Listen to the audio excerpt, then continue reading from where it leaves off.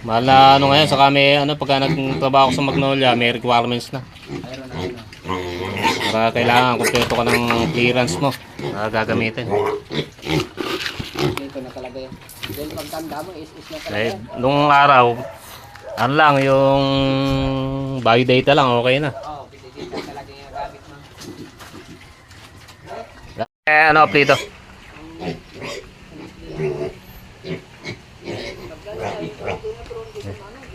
Ba't saan ba gagamitin yan? Babakod?